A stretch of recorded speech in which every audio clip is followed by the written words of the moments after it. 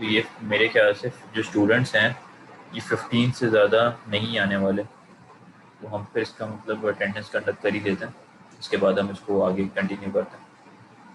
तो मैं आप लोगों के नेम्स कॉल करूँ तो अटेंडेंस आप लोग मार्क करा लें, ठीक है, फिर इसको हम आगे कंटिन्यू कर लेते हैं।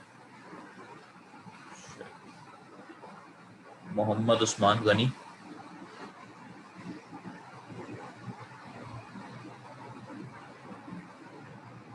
Syed Salman Abbas,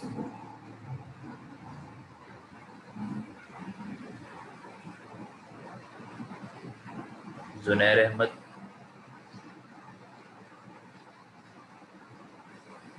Shozab Raza, present sir. Fawad Ahmed, sir Usman Ghani की लगा दें सर, पहली वाला। Fawad Ahmed, Fawad Ahmed, Ali Asad, Usama Abrar, present sir. Mohammad Ariz Khan,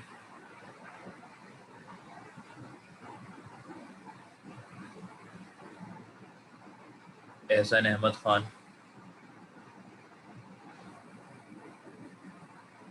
Ehsan Ahmed Khan,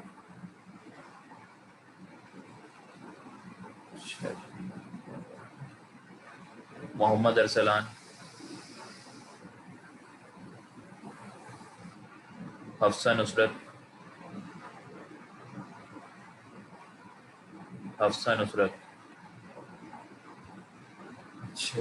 Mahwish Nabi, present sir. Syed Daurullah, present sir.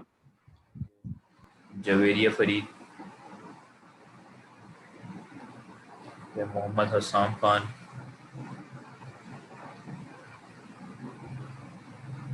Shahryar Asghar,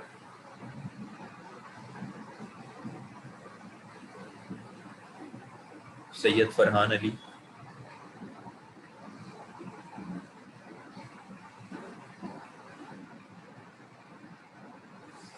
Adeel, present sir. Muzammil Khan, present sir. Haris Ahmad, present sir.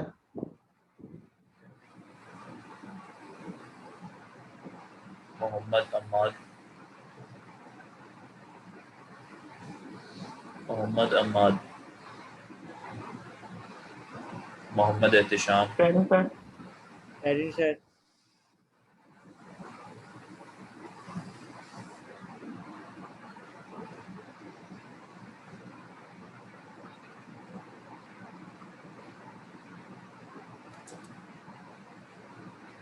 अच्छा किसने प्रेजेंट बोला है? ये अम्माद ने, ये मोहम्मद अम्माद, यस सर। शोजब रजा के माइक से अम्माद की आवाज़ आ रही है।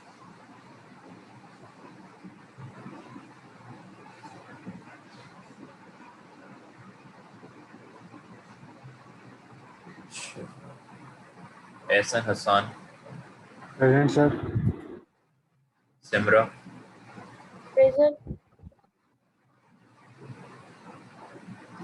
मोहम्मद हम्माद,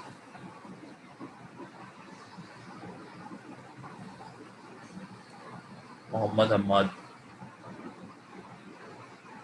ये यमुना सिद्दीकी,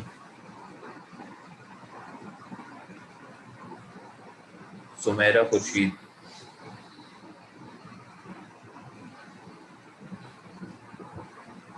शहजादा तसव्वुर,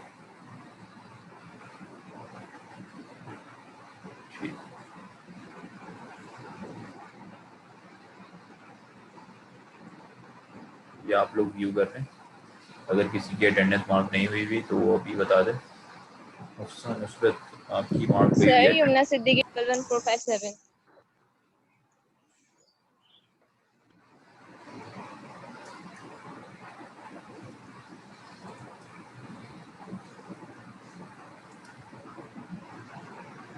आपकी हुई है मार्क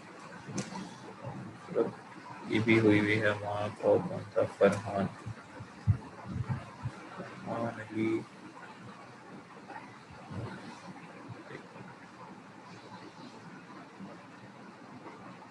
ठीक है,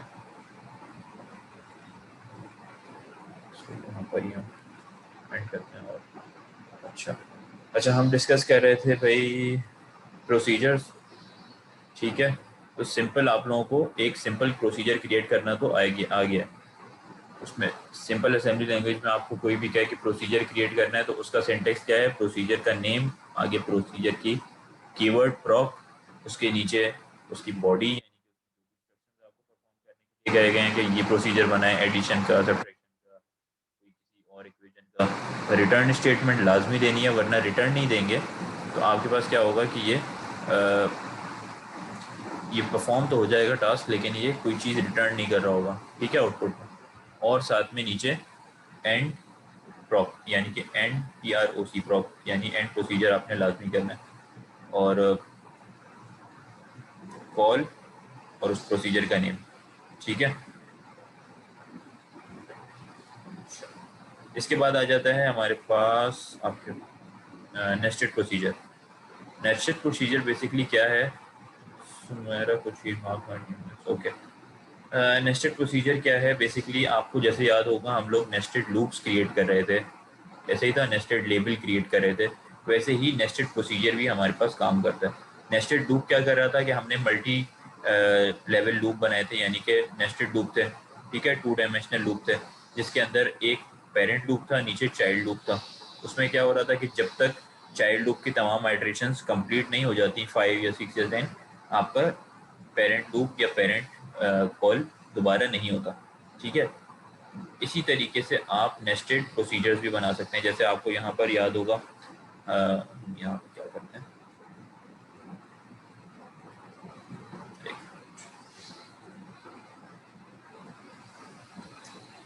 सपोज हमने एक लूप क्रिएट किया था, मूव ECX 100, ठीक है, और एक लेवल क्रिएट किया था लेवल 1, सही है। फिर हमने इंस्ट्रक्शन दी पुश, क्योंकि हम स्टैक अगर यूज करें, पुश ECX, ठीक है, और मूव ECX 20, सही है। इसके बाद हमने लेबल यहाँ पर नेस्टेड एक लेबल 2 क्रिएट किया नेस्टेड लूप के लिए, कोई भी उसमें इंस्ट्रक्शन दी हमने सपोज, और यहाँ पर हमने कहा लूप L2, ठीक है, ये नेस्टेड लूप हो गया। और यहाँ हमने कह दिया पॉप ECX और लूप L1। तो यहाँ पर क्या होगा, बेसिकली आपके पास इस आइट्रेशन के अंदर 100 टाइम्स कौन सा लूप चलेगा, ये आउटर, यानी कि ये लूप 1, ठीक है, और 100 टाइम्स क्या होगा, पुश ECX, यानी कि ECX की 1 2 3 4 करते करते 100 वैल्यूज एक स्टैक में पुश हो जाएंगी, और वो तब तक पॉप नहीं होंगी जब तक क्या नहीं होता रहेगा हमारे पास मूव ECX 20, सही है। इसको हम कर लेते हैं यहाँ पर पुश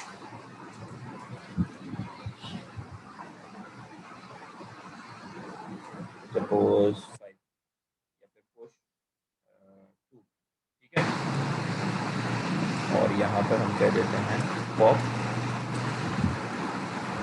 EAX और राइट, सही है। अब इसके अंदर क्या होगा, बेसिकली क्या हमारे पास 100 टाइम्स यानी कि 1 2 3 4 5 6 करते करते 100 काउंटिंग पुश होगी, और जब यहाँ पर पॉप होगी तो क्या 100 से 1 तक की काउंटिंग पॉप हो जाएगी, नहीं, ऐसा नहीं होगा। क्या होगा, पहले आएगी 100 पॉप होके बाहर आएगी, फर्स्ट इटरेशन के अंदर क्या होगा 100 पॉप होगी, फिर ये लूप चलेगा। यहाँ पर आने के बाद जब तक ये तमाम हमारे पास इटरेशंस परफॉर्म नहीं होंगी इसकी, यानी क्या है इसके अंदर कि एक दफ़ा में 2 पुश हो और फिर 2 पॉप हो और राइट इंटीजर हो, सही है। और ये कितनी दफ़ा होगा, 20 टाइम्स, 20 टाइम्स 2 लिखा हुआ आएगा, फिर 99, फिर 20 टाइम्स 2 लिखा हुआ आएगा, फिर 98, फिर 20 टाइम्स। तो ये क्या हो रहा है, नेस्टेड वाला काम हो रहा है, यानी अगर मैं इसको 20 की अगर 2 भी कर दूँ, यहाँ पर मैं 50 कर दूं, हम इसको रन करके देखते हैं।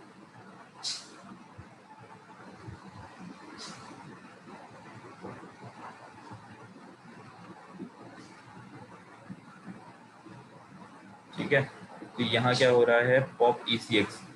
अच्छा, अब ये ECX की भी वैल्यू जो है ना बेसिकली यहाँ पर चेंज होती जा रही है। वो ECX,2 हो गया ना ये 2 दफ़ा। तो ये बेसिकली कॉन्सेप्ट इसका ये है कि आपके पास यहाँ नेस्टेड लूप में क्या होता है कि जब तक एक आउटर इनर लूप की इटरेशंस कंप्लीट नहीं होंगी तब तक आउटर लूप नहीं चलेगा। ये हमने लूप्स की लैब में पढ़ा था। इसी तरह आप नेस्टेड वाइल लूप भी क्रिएट कर रहे थे, वही कॉन्सेप्ट आपका आ जाता है यहाँ पर नेस्टेड प्रोसीजर्स के अंदर। यानी यहाँ पर क्या होगा, जैसे हम एक सिंपल प्रोसीजर क्रिएट कर रहे थे, ठीक है, जैसे ये एडिशन का था। अब इस एडिशन के अंदर ही आप नेस्टेड कर दें इसको, यानी कि मेन प्रॉक के बाद आपने यहाँ पर क्या कह दिया, कॉल सब वन, यानी कि सब वन एक आपने सब रूटीन, यानी आप उसको कह लें कि आपने एक प्रोसीजर क्रिएट कर लिया। तो वो क्या करेगा, ये एग्जिट मेन प्रोसीजर को एग्जिट करने से पहले ही पूरे प्रोग्राम में ढूंढेगा कि सब वन प्रोसीजर कहाँ है। उसको यहाँ मिला सब वन प्रोसीजर, उसमें 1-2 लाइन कोई परफॉर्म हुई है, और रिटर्न वैल्यू करने से पहले सपोज यहाँ move EAX add EAX, EBX हुआ हुआ है, और उसकी वैल्यू को रिटर्न करने से पहले क्या कॉल हुआ हुआ है, कॉल सब टू नेस्टेड। तो ये कहेगा कि अभी इसको रिटर्न को छोड़ो, कॉल सब टू पर आ जाओ, और सब टू कहाँ पर है वो ढूंढेगा कहाँ है, नीचे देखेगा कॉल सब टू ये रहा, उसमें कोई सपोज एडिशन सब्ट्रैक्शन परफॉर्म हुई है यहाँ पर, उसको भी रिटर्न करने से पहले ही क्या कॉल हो गया यहाँ पर, रिटर्न से ऊपर कॉल सब 3।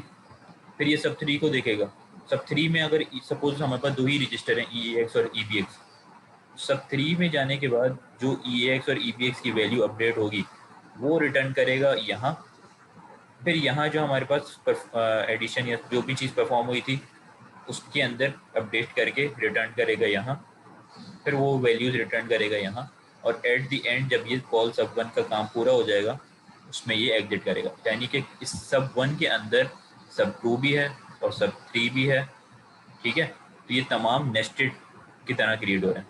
तो ये आप चाहें तो नेस्टेड प्रोसीजर भी क्रिएट कर सकते हैं, जैसे हमने यहाँ पर एक नेस्टेड एक सिंपल प्रोसीजर क्रिएट किया, आप चाहें तो एक नेस्टेड प्रोसीजर भी क्रिएट कर सकते हैं। सही है, तो आई होप ये वाली दोनों कॉन्सेप्ट आप लोगों को समझ आ गए होंगे कि एक सिंपल प्रोसीजर किस तरह क्रिएट करते हैं। जैसे आप सिंपल लूप करते हैं वैसे ही आप सिंपल प्रोसीजर भी क्रिएट कर सकते हैं।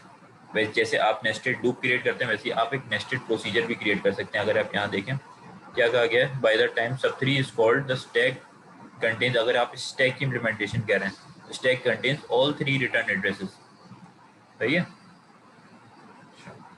यहाँ पर आपको ये एग्जांपल भी गिवन है, remember the nested loop we created, it is easy to push the outer loop counter before entering the inner loop, है ना, ऐसा ही है। यानी कि आउटर लूप का जो आपका काउंटर है उसको कैटर करने से पहले ही इनर लूप पूरा 20 दफ़ा चलेगा, और फिर जाके आउटर लूप चलेगा, फिर 20 दफ़ा इनर लूप चलेगा, फिर आउटर लूप चलेगा, ठीक है। तो यहाँ क्या हो रहा है, हमारे पास 100 × 20, ठीक है। तो कितना हो जाएगा ये 100 × 20 2000, यानी कि ये कंप्लीट आइटरेशंस यानी हमारी कितनी लूप के अंदर होंगी, 2000 टाइम्स हमारे पास कोई वैल्यू प्रिंट हो रही होगी। सही है, या पुश का इंस्ट्रक्शन परफॉर्म हो रहा होगा, ये इसका काउंट इससे मल्टीप्लाई हो जाएगा बेसिकली। तो ये नेस्टेड वाला काम होता है हमारे पास, ठीक है। बस इस आपकी जो लैब थी ये नेस्टेड प्रोसीजर्स की, असेंबली लैंग्वेज प्रोसीजर्स की, इसके अंदर आपको यही चीज़ डिफाइन थी कि आपने प्रोसीजर किस तरह क्रिएट करना है, और नेस्टेड प्रोसीजर ये बेसिक असल में एक बेसिक लैब है आप लोगों की। आगे जाके आपकी इसकी एक एडवांस लेवल की लैब आएगी, उसका एक समझनी ये बेसिक आपके पास लैब है। तो इसके अंदर बस यही 2 कॉन्सेप्ट थे। इसके बाद इसके अंदर आपके पास ये लैब टास्क गिवन है। लैब टास्क दिखे ऐसा रहा आपको ईजी है, इसमें 2 नहीं करना है आपने, ठीक है। सिर्फ task number 1 and task number 3 आपने परफॉर्म करना है। टास्क नंबर 1 और 3 में क्या कहा गया है, 1 के अंदर अगर आप देखें तो क्या कहा है, convert in assembly language and create procedure for this sorting algorithm, यानी आपको एक C# पे एक एल्गोरिथम दे दिया है सॉर्टिंग का। सही है, इसको आपने किस में कन्वर्ट करना है, असेंबली लैंग्वेज में, और इसका एक प्रोसीजर क्रिएट करना है। यानी यहाँ पर क्या हो रहा है, बेसिकली एक एरे गिवन है अनसॉर्टेड, सॉर्टेड में क्या होता है 1 2 3 4, यानी आपकी इस छोटी वैल्यू से बड़ी वैल्यू की तरफ जा रहा होगा सॉर्टेड में, ठीक है। यहाँ पर क्या हो रहा है, ये मिक्सअप है यानी कि अनसॉर्टेड है। तो इसके लिए सॉर्टिंग एल्गोरिथम भी आपको पूरा बना के दे दिया, आपने बनाना नहीं है, सिर्फ आपने उसको असेंबली लैंग्वेज के अंदर कन्वर्ट करना है, हर एक इंस्ट्रक्शन को ऐड सब्ट्रैक्ट या मूव की इंस्ट्रक्शन के थ्रू करना है। अब यहाँ एरे गिवन है, आप एरे का इस्तेमाल कर लें, एरे के तमाम एड्रेसेस या एरे को इनिशलाइज करा लें, और बाद में क्या करें कि ये सॉर्टिंग एल्गोरिथम जिसमें 2 फॉर लूप्स हैं, ये आप फॉर लूप क्रिएट करें और इसको ये जिस तरह से भी इसमें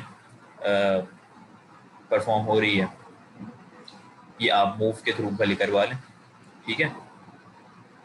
इसमें आपको कुछ जो है ये वेरिएबल्स इनिशियलाइज कराने पड़ेंगे, कुछ मूव की इंस्ट्रक्शंस होंगी, तो पूरा आपके पास ये एल्गोरिथम गिवन है, सिर्फ आपको इसको असेंबली में कन्वर्ट करना है और इसके लिए एक प्रोसीजर क्रिएट करना है, ठीक है। ये टास्क आपका है। और थर्ड टास्क आपका क्या है, write a program in assembly language to separate odd and even integers in separate array, यानी कि आपने ऑड एंड इवन इंटीजर्स को सेपरेट एरेज के अंदर कन्वर्ट करना है। आप यही वाला एक एरे ले लें, ठीक है, और इस एरे के अंदर से क्या करें, आप एक ऐसा लूप लिखें कि जिसके अंदर ऑड इंटीजर्स और इवन अलग अलग हो जाएं, और दोनों को अलग अलग एरेज के अंदर एक ऑड नाम से एरे बना लें और एक इवन के नेम से, ऑड वैल्यूज ऑड में चली जाएं और इवन वैल्यूज इवन में। अब आपको पता है ऑड और इवन किस तरह आपका पता लगता है, भाई एक वैल्यू है वो ऑड है या इवन है, आप उसको डिवाइड करके चेक कर लें कि भाई इसका रिमाइंडर हमारे पास 0 आ रहा है कि 1 आ रहा है, ठीक है। हाँ, या डिवाइड बाई 2 करके देख लें, ठीक है। ये अब आप लोग अच्छी तरीके से जानते हैं, आप लोग 3rd या 4th सेमेस्टर के स्टूडेंट्स हैं CS के, तो आपको पता है कि ऑड और इवन किस तरह चेक होता है, ठीक है। तो ये आप लोग आई होप करके देख लेंगे, डिवाइडेड बाई 2 करके भी देख सकते हैं, सही है। तो बस ये आपने 2 टास्क करने हैं, थर्ड आप लोगों को मैं नहीं दे रहा हूँ, यानी कि टास्क नंबर 2 मैं आपको नहीं दे रहा हूँ, सिर्फ 1 और 3 आप लोग परफॉर्म कर लें और इसको सबमिट कर दें। ये लैब आप लोगों की मैं अपलोड कर देता हूँ और बाकी अटेंडेंस आप लोगों की हो गई है। लैब को हम फिर यहीं पर वाइंड अप करते हैं, अगर आप लोग मुझे कोई लीव करना चाह रहे तो लीव कर सकते हैं। छोटी सी लैब थी आपकी आज की।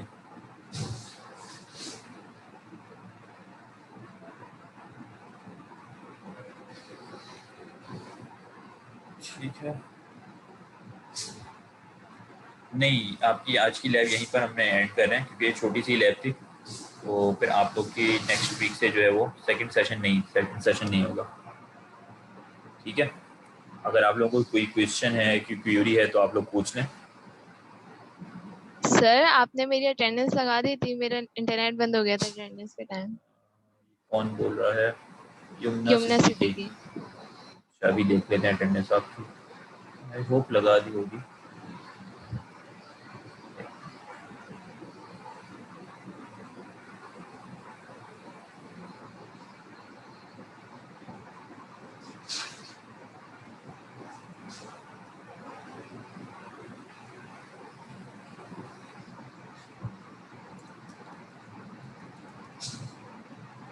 जी आपकी अटेंडेंस मार्क हुई भी है। और कौन है सर? मेरे यहाँ लाइट अभी आई है, हमाद। ठीक है, अच्छा आप लोग ये किया करें कि आप लोग लैब टास्क जो है ना लाजमी सबमिट किया करें ऑन टाइम, ठीक है, जो भी टाइम जो है। अब उसके अंदर आपका लैब टास्क सही हो या गलत हो ये मैं आप लोग को लीनियंसी दे दूंगा। मुझे ये देखना चाहिए कि आपने एफर्ट की हुई है, आपको जो डेडलाइन दी गई है उसके ऊपर आपने उस टास्क को जिम्मेदारी के साथ सबमिट कर दिया है। अब उसमें अगर थोड़ी बहुत ये भी होगा कि आउटपुट में थोड़ा बहुत कोई एरर आ गया है, कोई इस तरह की चीज़ आ गई, नहीं हो पाया, या कोई आपने मुझे दिख गया है कि एफर्ट की हुई है, तो वहाँ पर आपकी मार्किंग हो जाएगी। लेकिन ये ना करें कि आप लेट सबमिट करें या फिर आपने सबमिट ही नहीं किया, वहाँ पर फिर मेरे हाथ में नहीं रहेगा, ठीक है। अटेंडेंस का ओवर तो मेरा खुर्शीद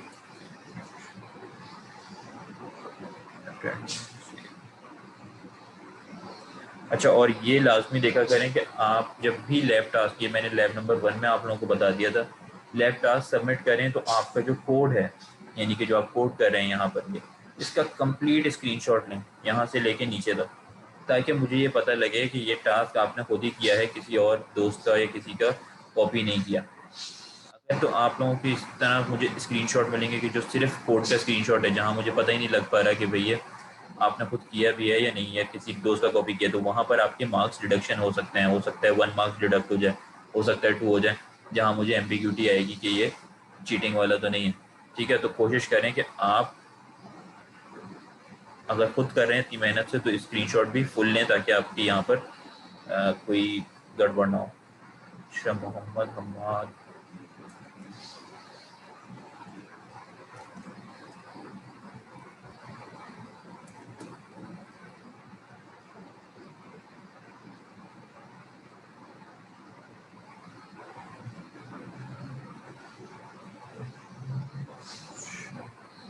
सलमान अब्बास।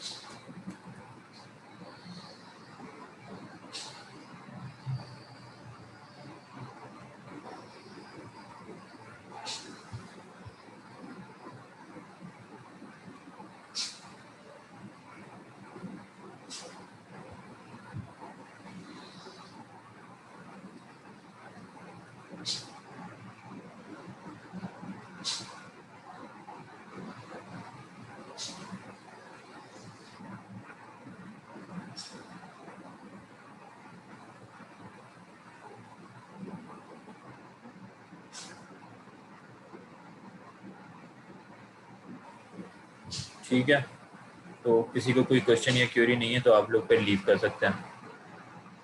ठीक है,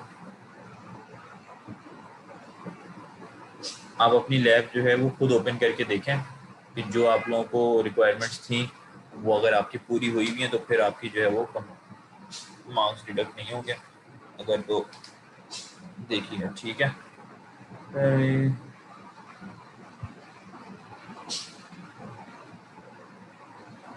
कोई मिस्टेक नहीं, आपने जो है सिर्फ स्क्रीनशॉट्स तो नहीं सबमिट किए हुए थे। खोल लें फिर आपकी लैब। क्या नाम है? मुजम्मिल खान। नहीं, ये फुल स्क्रीनशॉट्स गिवन है आपके, वहाँ पर ही मार्क डिडक्ट होता है जहाँ पर सर को कॉपी पेस्ट नहीं कर सकती।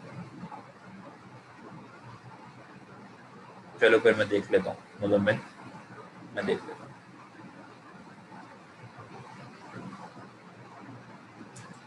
ठीक है, आप लोग के ये भी लैपटॉप मैं अपलोड कर देता हूँ, और फिर आप best of luck for mid terms. ठीक है, और आप लोग अगर कैंपस में भी हैं तो फिर आप लोग लीव कर सकते हैं, जा सकते हैं।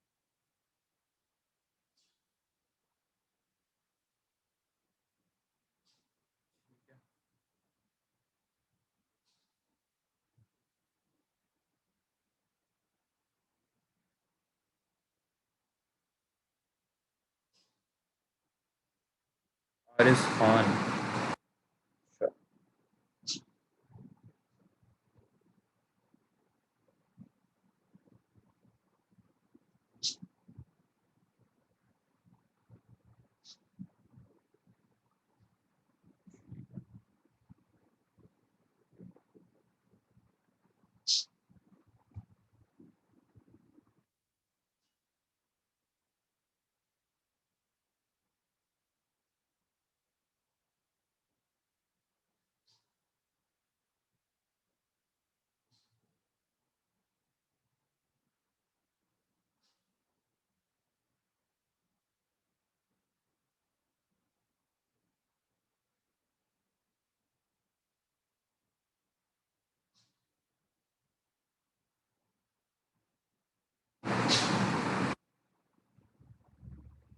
सर हमारी डीसीएन की लैब की आई, डीसीएन कौन पढ़ा रहे हैं आपको? कौन से टीचर पढ़ा रहे हैं?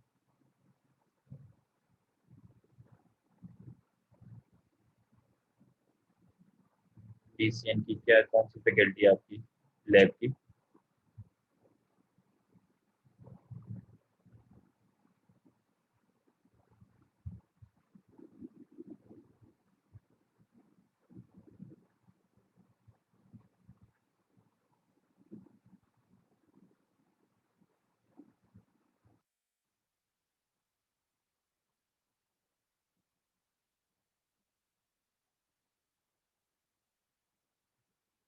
में थी क्लास।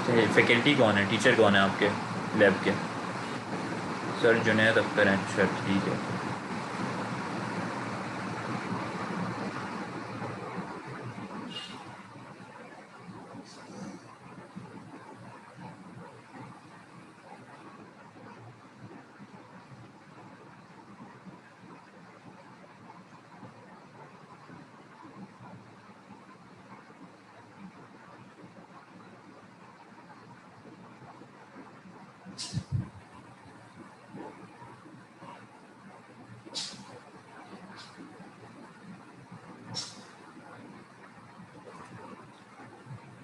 ठीक है, रेफॉर्म यहीं पे एंड अप करते हैं।